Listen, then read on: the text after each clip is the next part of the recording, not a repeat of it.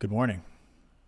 I want to wish everybody a happy Labor Day first and foremost. I think we all deserve a little bit of vacation for those of us that are taking a vacation.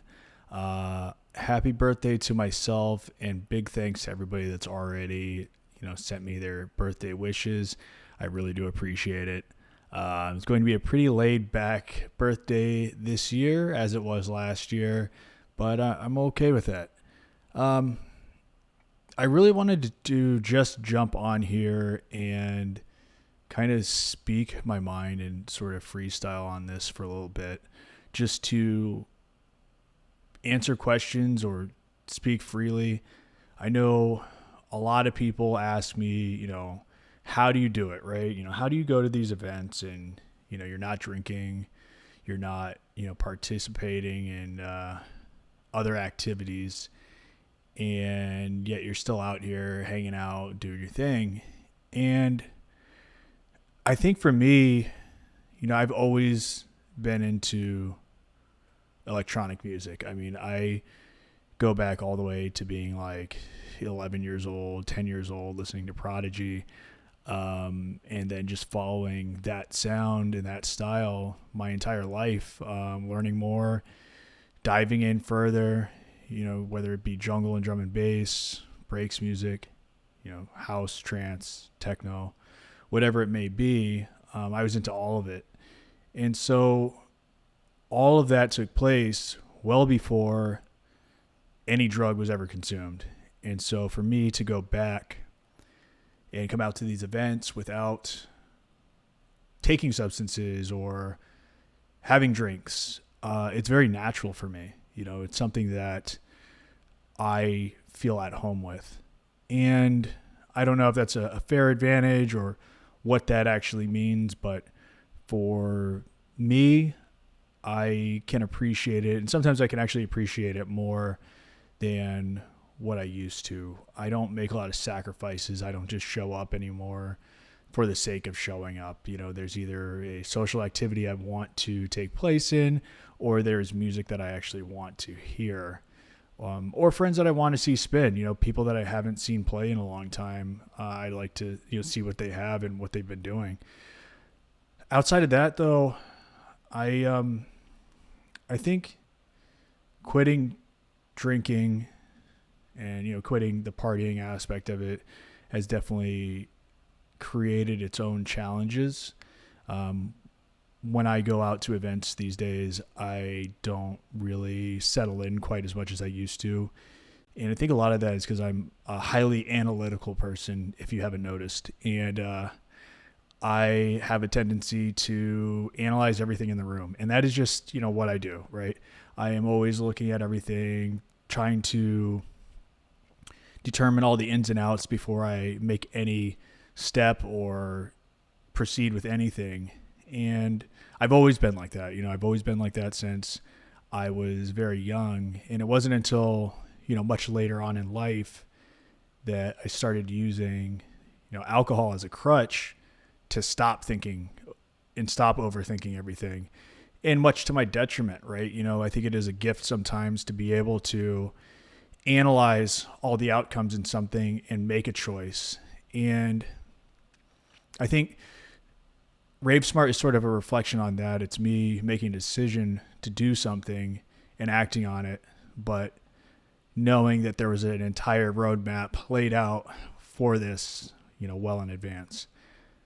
And so backing up to the topic of, being out at these events sober,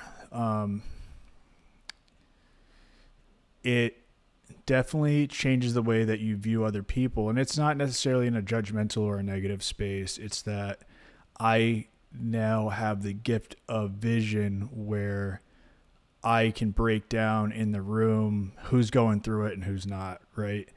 And I can see the behaviors that I once exhibited, or I can see the behaviors that I've been told about so many times.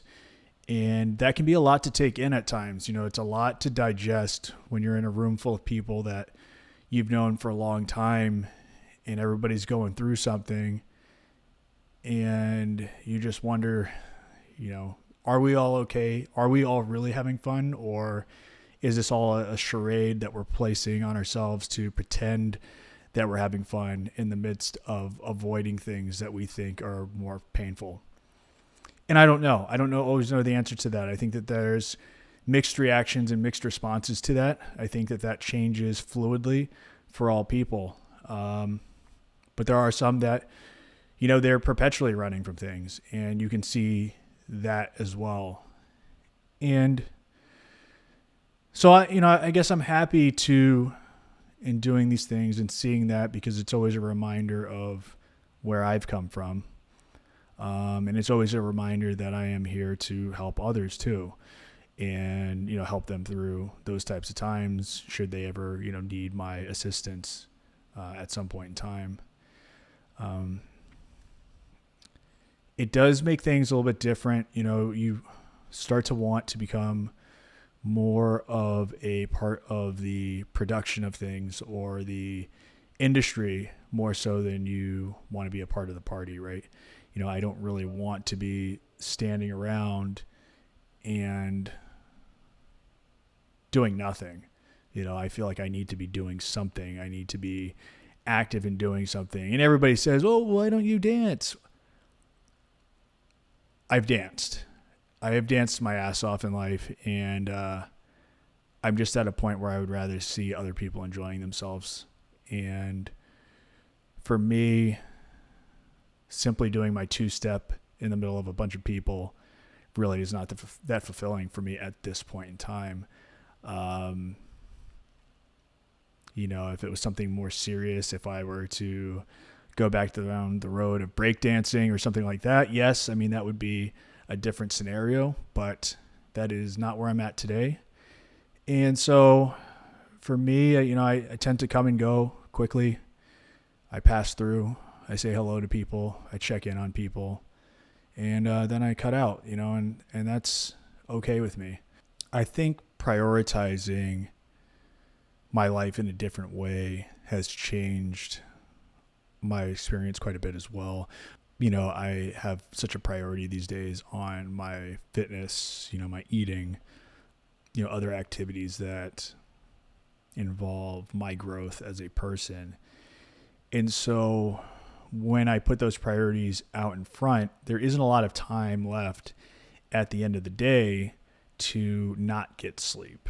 I have to have the sleep. I can't get up and record one of these videos if I've only had, 3 hours of sleep. It's just miserable. But not to mention, going to lift or going to work even, and, trying to make the money that I need to make to sustain my current lifestyle. These are all things that I have to prioritize in front of myself. So, the ability to stay out all night is just almost impossible. Even if I wanted to, even if I woke up next day, if I woke up tomorrow and I said, I'm going to get fucked up today, I'm going to go out and get wasted, it would be such a detriment to, everything else in my life that it wouldn't be worth it. And I don't know that I would even walk away from the experience feeling like, oh yeah, that was cool. I'd probably just feel like shit. And that's a big deterrent as well. It's, eventually you get to the point where the party is no longer fun.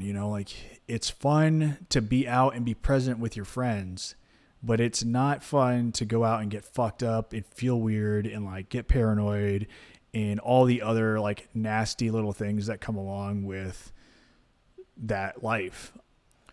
So I think, at 36, I've learned, a lot of the lessons that I needed to learn about the music industry, at least, from what I could handle and what I did and did not like about it. Maybe if I had been full time with it, it would have, changed my perspective on things, or maybe made me watch out for myself a little bit more. But I think there's a lot to be gained, even for folks that, don't want to take the path that I did to sustain a certain amount of time away, and I think taking a break for as long as I did, which was, 8 months or so from even going out anywhere. I hadn't taken a gig in a year until I played for the Brennan Gray show. And I think just that time to go and reset was extremely valuable. Getting back in touch with what you like about music. And I've seen a few guys, and I know maybe some of you are watching, I don't know, that have also taken the same path recently. And, you kind of hear the same thing from people over and over again. It's like, I started to remember exactly why I did this. And you start to remember, what music you specifically like. It's no longer about what does the audience want or what's hot or the general clout and egocentric bullshit that's so fucking prevalent in this scene. It is more about what is fucking good music to me and what do I really want to share with the world, because I want to be able to give back now. And it's a perspective shift that comes with getting back in touch with yourself, which I think it's so easy in this industry to just become a fucking sheep and just follow the trend. And I think I'd like to definitely start recording episodes more geared towards the guys that are in, active recovery, right? Or in a place where they, no longer want to drink or do whatever it is that may have been a hindrance to their career. So I'll try to start making some more episodes like that. I would like to get some interviews going too. I would like to make that an active part of this, just so that people can see that there are so many sides to this, right? And that we all are sort of needing to play our own part in this culture and in the drug culture aspect of it. So just, expect some of those to come out. If you are somebody that would really like to get up and share your story and,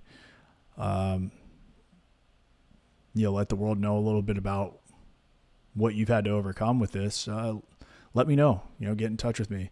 Let's make that something that actually happens and work together on this. So I just appreciate everybody, tuning in for this. I just kind of wanted to spit some thoughts, and I hope you all have a great Labor Day, and I will talk to you soon.